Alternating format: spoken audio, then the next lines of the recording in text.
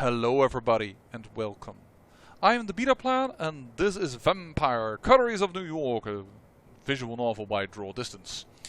Now, we just come back from a very long episode, and I'm sorry about that, but I didn't want to cut the, episode just in the middle of my discussion with Kara, so to speak, or, perhaps I should have done it before I went to speak with Kara, but hey, this is where we are right now, and, this is... I know of some of the people that watch these series, they don't mind longer episodes. And we had a very short one before that, but time to dive right back into it. So Kara just walked away, just to remind you. She begins to walk down the stairs, surrounded by her guards. Once she's gone from before your eyes, Hope decides to summarize your mission. For the love of Christ, wish you could have kept her droning on for a little longer. Turns out the T letters could have used some improvements as well. Not complaining though, you did good, and don't worry, the data I have should be more than enough to generate a convincing deepfake. Just need to put in some more work. So I guess I will get into it right away. Enjoy the rest of your night. Drop my hardware at your haven when you get a chance. I'll let you know when I'm ready to hit Kara's base of operations. Pray for my success, sweetie, and I might be done soon. Maybe even tomorrow. And once we're done with her, we'll talk about how I can repay your generosity. Amen. The connection drops. It looks like that's all for now. You gaze at the sea of lights around you for the last time and then start making your way back to street level. Need to rest again, unable to feed. You wake up. This is not your haven. It's a cramped space. You try to move your arms and find they are tied to your body. You can barely bend your legs. When you try to stretch your neck, you hit a cold ceiling. You can't quite believe it, but this is a coffin, or something close enough to it. It vibrates slightly, but you can't hear any sounds coming from outside. It's entirely dark.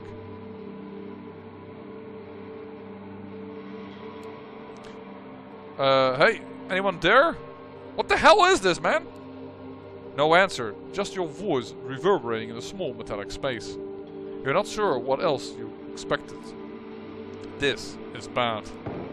I didn't want to use Auspex because I'm too hungry already. Suddenly, container is moved slightly. A moment of silence. An indistinct male voice shouting. A muffled shot. Silence again. The lid comes off. What the? Nice bark. We found you. Achievement unlocked beast mode. You were trying to cross the border, right? Walked right into the Imperial ambush. Same as us, and that asshole over there. Come on. Get up. We gotta get moving. Seeing their faces is surprising, even more so in these circumstances. However, you realize the immediate danger and follow your companions out of the car and down the street in the Old Bronx. The van has crashed into another car. A familiar face, that of Kaiser's ghoul Jackie, stumbles out of the wrecked sedan and slinks away into the darkness before you can call after him. The three of you jog towards the line of the trees and take shelter under some branches. Just as you hear the chopper approaching, Insurgis illuminates the wrecked van and moves towards you. Sorry, I'm gonna put a gun here. I'm gonna do YouTube magic. This music is way too loud for me to voice over. Here we are back again. YouTube magic, despite the fact that the sound is still pretty loud. And I, having set the standards of the audio to almost not being present. But if I put it any lower, it is completely gone. So I have no idea why this particular scene is so loud. But alright, we just escaped, and walk to a line of trees, and as we take shelter under some branches, sorry. I wouldn't say brushes, but they are branches. Just as you hear a chopper approaching, and searchlight illuminates the wrecked van and moves towards you. Hide, now! Sorry, that was a bit of a weird one, but... You see Estamika literally go underground, melting with the earth beneath her feet, as if she was being swallowed up. You see Estamika literally goes underground. There's an error there. You look to Hope, but she's not there. You haven't seen any movement, just the trees she leaned against a scant few seconds ago. You're left alone with just seconds to make your move before the spotlight finds you. I can't use celerity, I'm too hungry! Seeing no better option, you find the nearest bush and dive right under it. It's probably not the best or smartest thing to do, but you have to trust your gut. The illuminator passes you only inches away from you. but it's just a pattern of light on the ground. The trees block a good portion of it. It doesn't dwell on you. It doesn't seem like they've spotted you or any of your companions. The helicopter flies on, its searchlight frantically moving through the vicinity as your companions once again appear in proximity. Close call. We have to get out of here before the SI puts boots on the ground.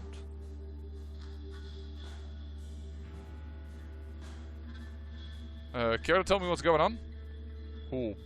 Fill them in while we walk. Follow me. Them? Who is them? You live up to the point?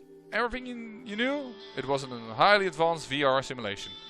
Welcome to the real world. Your blank stare is what makes her crack. No, actually, the SI. First Light, in this case I think, raided your haven and took you in. They were just transporting you out of town. Kaiser told us which route they take.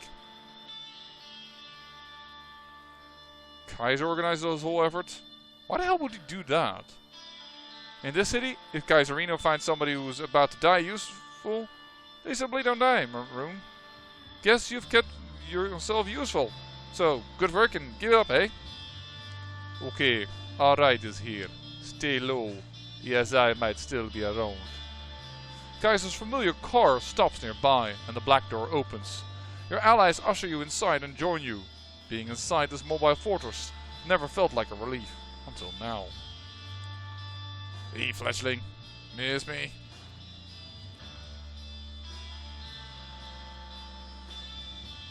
No, not really, but I will say this. I'm glad you're here. Well, I'm not overly fond of breaking licks out of covert SI transport, so I consider this an investment. You're here now, only because I told your buddies that you were neck deep in shit. The van you were in, a one-way turtle ticket to Hurdville, Pennsylvania, broke you out as a favor. Now you owe me. Big. Was it Sophie who asked you to help me? Nah, that would be rich. Sophie Langley is stooping down to ask me for help. Oh, please, my adopted child is in danger. Save them, won't you, Kaiser, sir? Nah, fledgling. She didn't come calling. She did, I have her back. And I have her do a lap dance if the stuck-up bitch even knows what one is. And she wouldn't do that. You're of less to her than her pride. I have a good idea of why the SI hit you, Lamar. Not there aren't tons of good reasons for it. Might have been one of these, for instance. The screens in Kaiser's car flicks, and each of them now shows a short-looked clip. It's you getting into a fight, feeding, using one of your powers. You haven't exactly kept a low profile, fledgling. I get it. You're new to this. You didn't know better. Yada yada yada. The fact is, the SI has tons of this stuff. When did this happen? Security camera footage, YouTube videos posted by onlookers, social media posts from victims, you name it. Like I said though, I don't think any one of these did you in. Slip-ups happen. The reason I need you walking and talking, Lamar, is to test a hypothesis of mine. For that, I need you to finish what you were tasked to do. So first thing first. Here. You answer your phone, the number has already been dialed. You hear the tone, somebody picks up. Who is this? It's me, Sophie. Lamar, are you okay? They're fine and dandy. Kaiser, what are you doing on this line? What do you think? It's my phone your protege is using, so keep it snappy. Operating a secure network ain't cheap. Come on, Lamar, spit it out. Tamika and Hope saved me from the Second Inquisition, Sophie. I only got out because of them. Your companions looked to one another knowingly. As I. That's what I feared. Listen, the plan? We need to do it. Tonight. But if the Inquisition is involved and you broke out, they'll be looking for you. So we can't meet in public. I have a place in mind, but... Kaiser, are you still listening? Would I tell you if I wasn't? Lamar, call this number from where you visited before last we spoke. I'll come pick you up. She hangs up. And that's that. What is it that you've gotten yourself into? No need to answer that, riddle. I think I've almost arrived at the answer. Sorry to spoil the fun, but I'll answer that particular riddle momentarily. Don't worry, doll. I can throw a few other ones your way after our mutual acquaintance continues with our night. If my intel's worth a damn, your next stop, Lamar, is right about here. The car comes to a stop and the door opens. Outside you see a street leading to the Solids and Stripes, Torque's pool pub. Well, you need me to kick you out? What about Tamika and Hope? What about them? Staying right here where they are, and we're going to have a little chat. After we're done, I'm sure they'll find their way back to their havens just fine. Let the clock's ticking. Think I know what Sophie wants to do tonight, and if I'm right, that's the last chance you've got. If you want to say bye to your buddies before you go, that's fine by me. But that schedule of yours is pretty hectic, so better do it now and scram. You say your goodbyes quickly and step out of the car. It feels strange as if those were your last moments together. You shake off that feeling. You have other things to worry about. You turn around and make your way to the bar. The door closes behind you and Kaiser's limo starts moving again. You hope your companions won't have to pay too high of a price for helping you. The Solids and Stripes is pretty much abandoned tonight, with only the bartender and one bleary-eyed local watching an old Bogart movie on the bar screen. You know, I'm starting to wonder if perhaps my sister is as I. I'm starting to get paranoid enough of, and that's good, that's good. You ask to use the phone and call Sophie first. Yes? At the bar. Good. We'll be there in 15 minutes. If Torque's not there, notify him. We need to move, and fast. She hangs up. You tell the bartender to notify Torque, just like the Anarch leader mentioned you should. The man makes a short call. You only hear somebody picking up, but no words are exchanged. Yeah, the owner's on his way right now. Can I get you anything while you're waiting? Actually, do you serve him the special stuff? The bartender raises an eyebrow. The special reserve, you mean? Sorry, I can only serve that to a narrow selection of owner's friends. Well, I'm one of his friends. Nah, it's a list. You're not on the list. I know because it hasn't changed for a while now. Sorry. Everything else at the bar is up for grabs though. Sure you don't want something? You shake your head. Torque comes in some 10 minutes later without Mia. He tips his hat to you, puts a hand on the blary-eyed patron's shoulder, and says something to him under his breath. They both laugh. Marty. How's the night going? Quiet, sir. Just how I like it, huh? Well, Lamar, I believe you want me here for a reason. Let's hear it. You're about to tell him what brought you here when the doors to the bar open and Sophie walks in, all splendor and charisma. The patron's eyes are now glued to her, and so are the bartenders. Torque isn't happy with the sight. Well, this isn't what we agreed on, Lamar. Care to explain? Things got complicated. We had to improvise. Pleasure to make your acquaintance. I believe Lamar already told you why I'm here. Not in any detail, and the circumstances of our meeting were supposed to be different. So, Miss Langley, tell me why I shouldn't ask you to leave and kick out your protege while I'm at it. You will like what I have to say. Yeah, well, I've heard that line 100 times. But 99 out of those 100 times... Yeah, I've heard that line 100 times, but 99 of those ended with somebody getting hurt. And that's not something I'm in the mood for tonight. We are wasting time. There's a unique opportunity we should take advantage of. And we only have an hour or so to discuss it before we will be time to act. My driver is waiting outside. Wait a goddamn minute. First of all, I'm not going anywhere without Mia. That was the deal. Second, it's Lamar who was supposed to be doing the driving, not your servant. Both serve me, so it's really a little difference. The circumstances changed and we had to adapt. Don't be stubborn. Foolishness doesn't suit you. I have a secure spot in mind where we can talk. I'll stop you right there. Torque is seething, but he's keeping a lid on his anger. His voice barely changes. My conditions were clear. The way I hear it, you want to break each one of them. I see no reason at all to agree any of this. I believe I'll be staying put tonight. You have places to be, yes? Talk.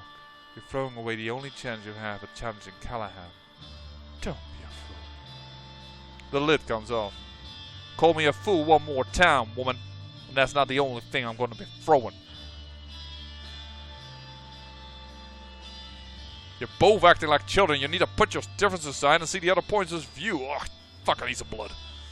Both Sophie and Torque glare at you. No powers, just their personas are enough to make you feel you prefer to be anywhere else but here. Who the fuck do you think you are? There's only one child here in the mall. You're the patron, Langley. What does that tell us? What are you implying, you insolent? Shots break the front windows and a flashbang goes off in the room, changing the bar into a space of white light and ringing noise. You feel somebody tugging at your back and are thrown behind the bar. More shots ring out, bottles break, the TV shatters into pieces, the wooden bar splinters. Your sight comes back, but you think you've gone deaf, because suddenly the room is silent. You see Torque beside you and Marty the bartender bleeding out on the floor. You look over the bar. Sophie is standing there, her dress partially tattered, a visible hole in her leg. She is like the heart of a supernova, entrancing, unavoidable, beautiful and terrifying. In front of her are 8 operatives, looking like a private military force. Just standing there, paralyzed by Sophie's magnificence. Talk? You still there? Yeah.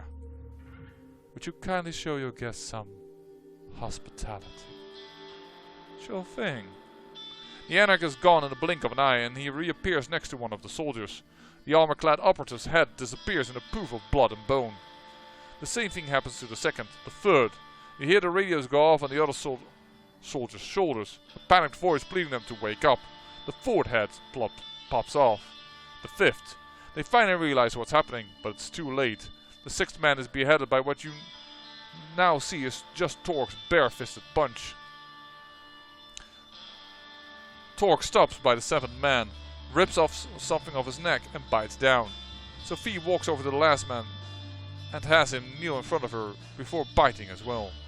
On your right, a man in full body armor emerges from the back door, raising his assault rifle. What the fuck? Hey, over here! The man turns, and for a very scary split second you are looking directly down the barrel of an automatic rifle. The next moment an impact throws him all the way into the back room, and he crashes into the wall. Torque grins at you, standing in the exact same spot where the soldier was just a second before. You, comfy down there, Langley? Sophie wipes her mouth of blood and looks at him. This meeting still an item? Yes. I'll take it. Splendid. Torque walks behind the bar and checks on the bartender. You see the anarch opens his own wrist and feed blood to the wounded man. Drink up, Marty. It'll make you feel better. Get the hell out of here and wait for Mia. She's coming. She'll know what to do. Torque? Yeah, coming. Take the back door. Lamar, come on.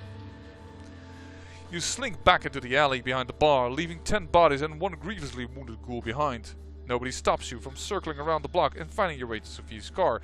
Could you give me at least a drink? Gregory drives away casually, as if this was just another late-night drive, and not crowning of a desperate, complicated evening. The sense of irony is just overwhelming. The place where Sophie brought Torque turns out to be the very same apartment in which you were embraced. The way she explains it, the vampire who owned it left the city a few years ago and gave away spare keys to a few trusted compatriots. It's been used sporadically since. Fancy. You like it? I always felt too modern for my taste. But what's important is that it's secure. As long as nobody follows your car here, or the fledgling, trouble follows this one wherever they go. Even if that's the case, we have very little time to conduct our business here anyway. And we'll be leaving soon, I hope. So let's begin.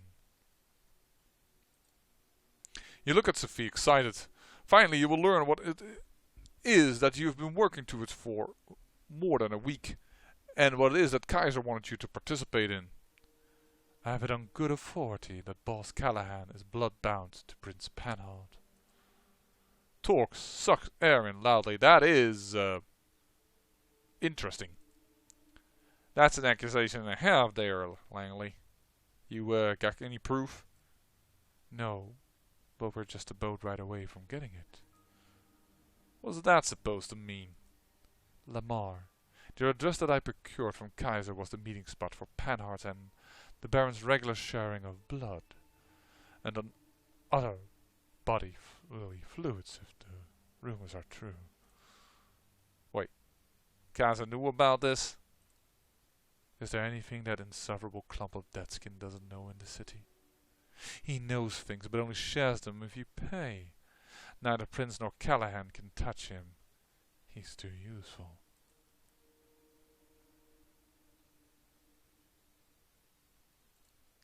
Kaiser said something about having plans for me, that he wanted me to make his meeting happen. This can be good, right? That is an interesting point. I think Kaiser might be as interested in shaking up the status quo as we are. A chaotic landscape makes for a great market for him, unlike a static one. I don't like playing into that creep's hands, but at least now I know what I'm doing. It's the devil you know and all that. What was the address he gave you? They meet regularly on Alice Island. In fact, the next scheduled meeting starts in just around half an hour. Hot damn! I'm guessing you want to crash that meeting. Why? So you can see the proof for yourself. So that I can make sure too. So that I have an extra pair of eyes for Panhard to consider when I present her my ultimatum. The Prince must abandon her seat and leave New York City. She can go wherever she pleases, but if she stays, the entire court will know, and the next Prince might not look favorable on her past. Dealing with anarchs, especially so closely, is punishable offense in the Camarilla, as I'm sure you've heard. So I did. Torque strokes his beard and looks intently at Sophie. What exactly are you trying to accomplish here? Say you remove Panhard and even remove Callahan. Then what? Torque, did you ever wonder why Callahan is keeping you in check? Because I wondered why the Prince condemns anarchs during her visits to Elysium, but doesn't allow the Ivory Tower to challenge you. She, or they, have engineered this status quo, not for the good of their sects, but for private gain. They keep us all in a line because it lets them hold on to power that much longer. There you go with what? Make this Cold War turn hot? Not a great plan. You cammies will get your butts kicked out of New York in no time. If your anarchs manage to organize, which I doubt you will. At any rate, it's a risk I'm willing to take. I don't stand alone in this. This entire operation has been years in the making. Talk. I'm offering you a chance to square things with Callahan and level the playing field. If we can get rid of these two, we can start on unequal footing at the next stage of this dance macabre.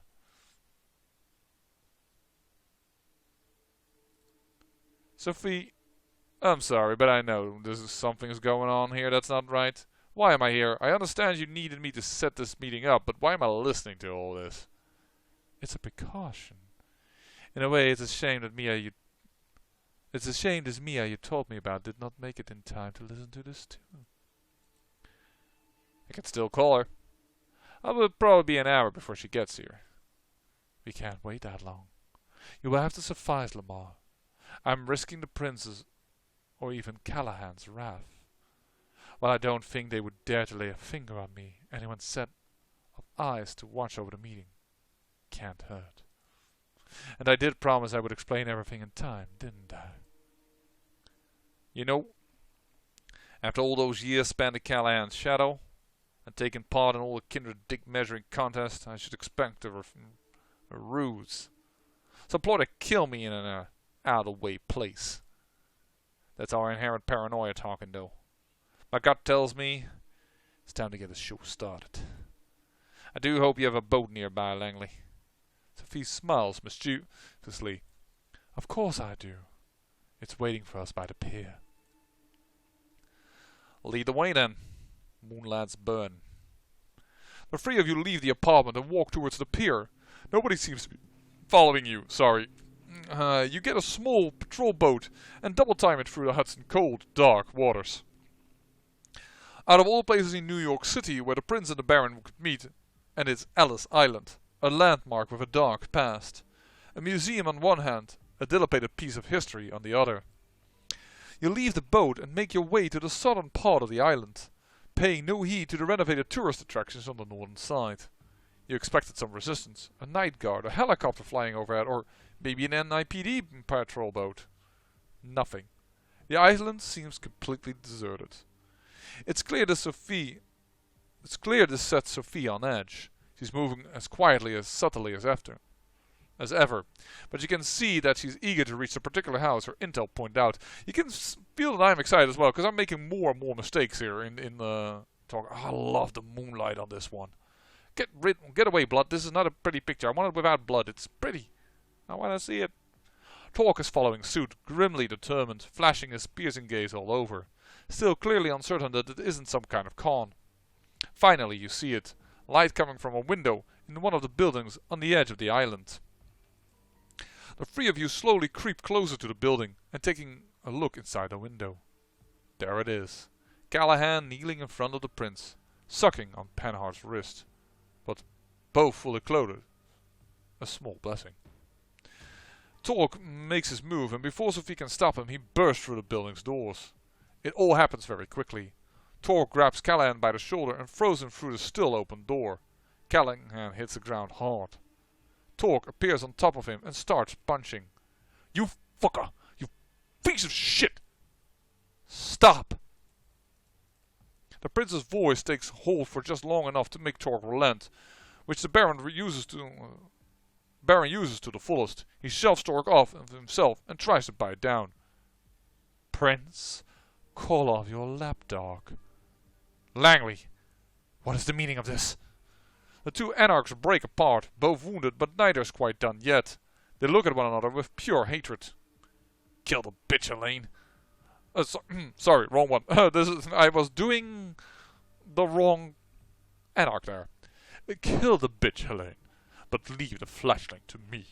Right after I deal with this shit stain, I'm gonna. A shrill, unpleasant laugh fills the air. You know who it belongs to.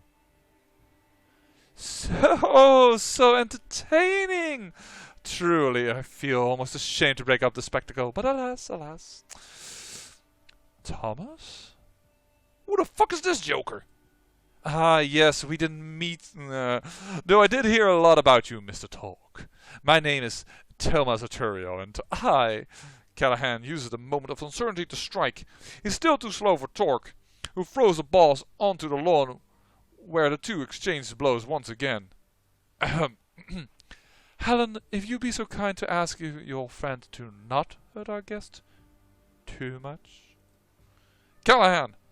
Don't kill him! This time Callahan comes out on top and grabs Torque in an iron hold. Your companion struggles but can't quite break away. I will not be denied, Helen. Not this time. You will do as I command. And she will do as I command her, Douglas, old boy. What? Like I was saying before I was so rudely interrupted, I feel like I need to break up this little spectacle. It's been going on for much too long. You think you're so smart, Langley. You and your clique figured out there was something fishy going on and all on your own. But you were always working with just a piece of the puzzle. Wasn't she, Lamar? Sophie looks to you, shocked and disappointed. This is not happening? Oh, I assure you, this is not a fever dream. Though it might seem to you like a nightmare. To think that it was all put in motion by me chatting with your sire. Surreal, isn't it? You hear a scream and a curse. It's Callahan, whose arm has been nearly ripped off his body. Torque breaks out of the Baron's grab, but doesn't continue the attack. Instead, he's at the edge of the water in the blink of an eye, and disappears into the Hudson. The only trace left of him is his fedora. Leave him? Why can't you just trust the actors to play their roles? Oh, no matter. A problem for another night. He'll reach his allies. He'll tell everyone of this. Let him! Why not? Nobody will believe him. Besides, his nights are numbered now that he's in the SI sights. Sophie looks at you. How could you, Lamar? I saved you! Arturo suddenly appears next to her and slaps her in the face. Did you hear anything I said, Langley? Nothing. It's not them. It's me. Me. Thomas, what? No, shut up, shut up, shut up. I'm talking now. You've played this game all wrong. You're playing on one board, but you're just a pawn on another bigger board, you see. You never realize the people at the top simply flip the chessboard over and punch you in the face whenever they don't like how the game's going. He motions to the remaining kindred. But the thing is, you weren't even adept at playing the game you knew. Lamar, just another pawn placed on the board by my associate. You thought they were your piece since you took them in, but who gave you that idea? You returned to the night where you were judged by Prince Panhard, a woman in red, Sophie, somebody speaking to her, a man in glasses. The man standing before you now. Yeah, we had actually an opportunity to talk to him. Did we actually do that, the man in glasses, instead of the talkative person? No, I think we didn't. We didn't in the end. This is cruel. We know what's going to happen. If only somebody would speak up for this poor child. They could be a useful tool for the Camarilla. Terror creeps onto Sophie's face. Of course, those are not the words you heard, were they? No. You were already grasping for some opportunity to further your scheme. I put the bait out. You took it. Hook, line, and sinker. After that, it was only a matter of time before you started using Lamar's your errand boy. No one is quite as easy to track a monitor as a naive fledgling who just learning the ropes. What is that? What is it that you want, Thomas? What do I want? Oh boy, the answer is so simple but so hard to put in words. Unstable stability. Cutting-edge tales of thrills and intrigue that pushes it to the limit, and then return you to the tried and tested status quo. Gently infallibly, sorry. A system full of distractingly moving parts which simulate conflict so convincingly that its users never feel a need to direct their energy towards upsetting the system. Achieving the internal through the disposable. Building a city that's like a ship of Theseus, constantly changing its parts yet always maintaining the same purpose, serving the same goal at all times. A large-scale infrastructure that has something like an exhaust system for the spirit, something that disperses the toxicity around instead of concentrating it in a single place. None of what you're saying makes the slightest bit of sense. Arturo is momentarily stopped in his tracks. He stares into the sky for a few seconds before a sad grin appears on his face. Spoken like someone who never really had what it takes to make it in the big leagues. With a theatrical snap of his fingers, he gives his last sentence a sense of finality. Something changed in the air. A woman's shape slinks behind Sophie's back. Goodbye, Sophie. A person appears behind Sophie. You can't believe your eyes. It's Adelaide Davis, holding garden shears in her hand.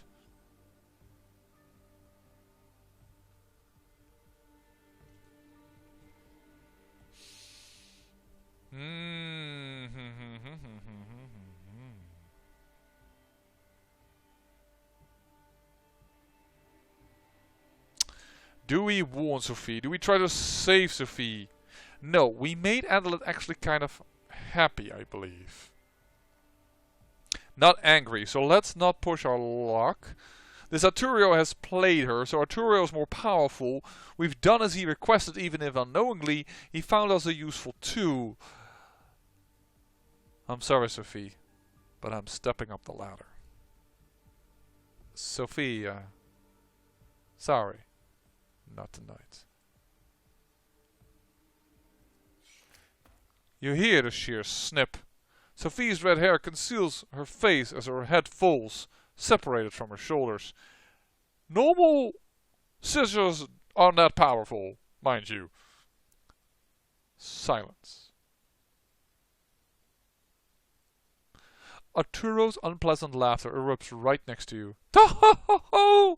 Lamar, your career is moving at a breakneck pace. Moving up, up, up, and up. Let me congratulate you on your promotion. So, what do you want me to do? I was about to get to that. Helene, feel free to leave us and take the Baron with you. Thomas, I don't think you should... Shush! You're just being jealous. Adelaide, escort the prince and our dear old Douglas, please. Sure thing, darling. You are left alone next to Sophie's body. You try not to look, but it's hard to ignore her lithe frame decomposing in front of your eyes. Her red dress is like a cloth thrown over a mummified corpse. Congratulations! You've won this little game. You set out on a suicide mission and successfully brought down the power-hungry wannabe tyrant. Even if it probably wasn't the way you imagined it. Now, you're free to enjoy paradise again, life after death, immortality, eternal youth, and all that. What they don't tell you is, of course, living in paradise is inherently sinful, when not everyone can partake. But you have time to learn how to live with sin, don't you? He takes a melancholic look at the city skyline surrounding him, the Statue of Liberty and the lights of Manhattan shimmering in the distance. You know, New York taught me to believe in fate. My own life began right here, and it began with an utter despair. My first instinct was to drown myself in books and keep reading and reading until literature gave me the piece of wisdom I needed to go on. Personally, I find reading a silly hobby in retrospect.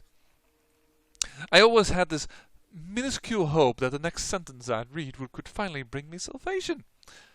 But it never did. It only gave me fuel for this elevated, righteous, intellectual suffering. Boring. But the more I read, the easier it was for me to boil every paragraph down to a power relationship. The characters' influence over each other, the writer trying to impress the reader, etc. The strings everyone pulls start to look like strands that weave into a fabric of fate. And once I saw its beauty, I got teary-eyed. And beauty it was. Oh well, anyway, my architect instincts kicked into overdrive. I didn't have to submit to fate. All I had to do was to cooperate with it and wait for my time to shine. And give it my input whenever I needed it until it trusted me to do more. Thomas steps over what is left of Sophie, whipping his glasses with an elegant claw from his pocket. And it did. Fate let me look after this city. With my architect's tools, I started quietly shaping the streets and corridors, while Kaiser and his ilk shaped the information flow. And among many tools this process gave me, one of them was a way to reliably come up with useful agents like you. The methods I used were crude at times, but the route was there. All you had to do was follow it. Some people write rulebooks passages, the others plan city arteries. In the end, the effect is the same. Someone always follows. He puts on the glasses and gives you a long, hard look. I've grown fond of you. Very fond indeed. You've done so well. Even when that idiot Callahan tipped off the Inquisition, you still escaped. I like that kind of resourcefulness. I could use that kind of resourcefulness. He uncovers his wrist. So, take my blood. Just enough so we can start off on the right foot, as a sign of good faith. A sign that you're ready to play in the big leagues. Ready to behold the sights I've prepared for you. What do you say, Lamar? Well, it says damned if you do. As the achievement that I've unlocked, so I guess well, in that case, the episode's length is crazy. It's took an interesting turn at a certain point, but it actually goes to show the age-old wisdom. If you see two dogs fighting, look for the third who's running away with the bone. Which is also the thing that Planescape Torment told us about. It's not unheard of in the games we play, and I must say I enjoyed the visual novel, though I would have preferred preferred perhaps a little bit more feeding time, or feeding in a way that I enjoy, but that is besides the point. I hope you enjoyed the series as much as I do, and I hope we all are excited for the release of Vampire the Masquerade 2.